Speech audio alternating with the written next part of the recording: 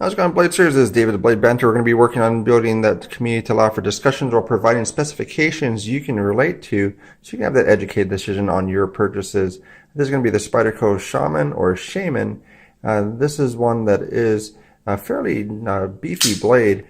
This is S30V.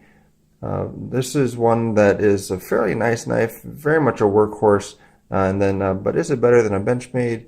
Like Griptilian or anything else? We'll kind of look at that as well. One of the things that we just got in, this from V Knives. So V Knives has been around for a short period of time. They were on a Kickstarter campaign, and then this is one of the knives that they came out with. So the owner and CEO has been in the knife industry for some time now, but I did do the unboxing on it, but then my dog started barking, so I did have to stop that. But this is the knife here. This is the Scuff. This is their budget blade at about $30 for this one. I don't know why they give so much hardware. It's good that they give a tool, but that's either good that you get hardware or bad because the hardware breaks. Not too sure, but it does not have the highest blade steel. That's a 5CR 14 MOV for this one. And at $30, that seems kind of high for this. And right out of the box, it does have a little bit of blade play. Might need to be tightened up a little bit. But initial impression, it does flip great. But we'll see how that does when I tighten that up a little bit.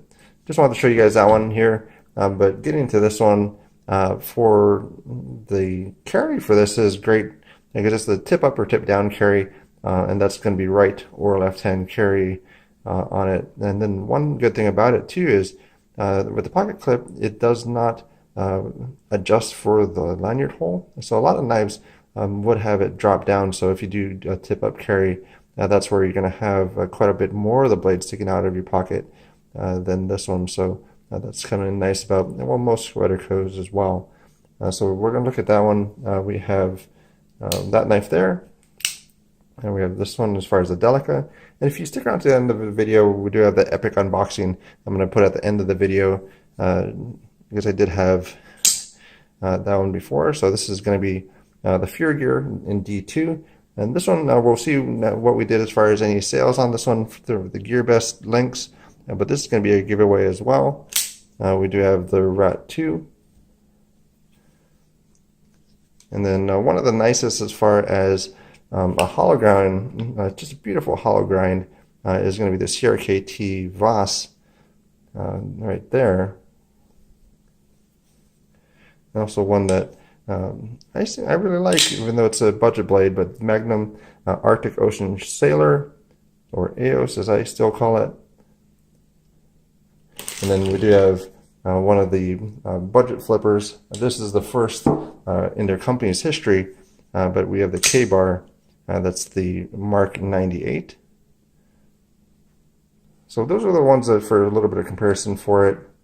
But this one does have S30V for the blade steel, so we're looking at that one as well. So for corrosion resistance for it, it's going to be on that upper mid type of range for that. And then we do roll into hardness. So hardness, there's hardness and then there's toughness. So this is for hardness for this one. Then we'll roll into wear resistance for the blade. And then last thing is going to be that edge retention. So able to use that, have a workable edge for that time period. So we'll see where that kind of is in that scale here. So hand sizing for it. Now we're going to roll into that one. So this is going to be across. So there's one that is a very large knife. So I think even like Andre the Giant would be fine with this because this is, I mean, with that front choil, I mean I could probably put 2 more fingers on there. So this is a very, very good size handle. So if you do have very large hands, you can go and pick that up and be totally fine in using that blade. So that one's going to be adult hand sizing for a male first, across. And we're going to do an angle where you normally would hold the blade. and then we would have adult female across, and then also at that angle. So this one has a few deployment methods for it. You have the thumb, you have the middle finger flick for it, and then of course you just have the compression lock that you utilize for that, and then you do have as far as Spidey drop, and then it also does have the inertia for it, so you can actually flick it out there as well. So that's all the different ways that you can deploy that knife. We're looking at the knife roll, so you'll see how this kind of sits in your pocket as well, and that's up here. And then for this one, it comes in at 5.2 ounces, so it's a fairly hefty blade and handle. So that is actually accurate though, so I came up with the same thing, 5.2 ounces for it. And then we'll look at the blade itself. So one thing about this one, for the pricing for this one, I think they could have done a little bit better for at least putting a choil or some type of a sharpening notch. They don't really have that on the blade. There's a little bit of a nitpick for that, but I think they should have that part of it. And then this one is, it has been sharpened before, so you can see on this, as far as the microscope goes, it doesn't have that really toothy edge on it, but it probably does need a little bit of service. This is one, very much thank you to Kristopher over on Instagram. He did send this in, so this is a loaner from him. So thank you to all the folks that really support the channel with those type of things, just even sharing some of the knives that you carry as well. So we're going to look at this one. It should be about, for the blade, it's about a 3.58 and a handle of a 4.42.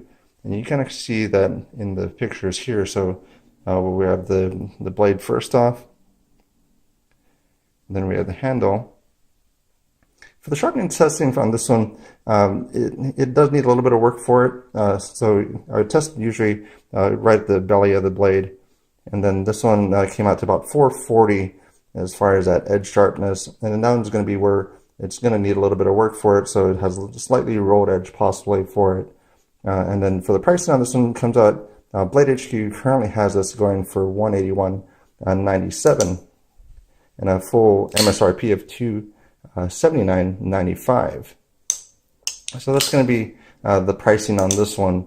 It actually is a very comfortable blade, and then I do find myself flipping it open and closed, but I'm right-handed. So for a left-handed person that's going to use this, granted you probably already know how to do it, but I just find it to be very difficult, especially in comparison to like a Benchmade knife.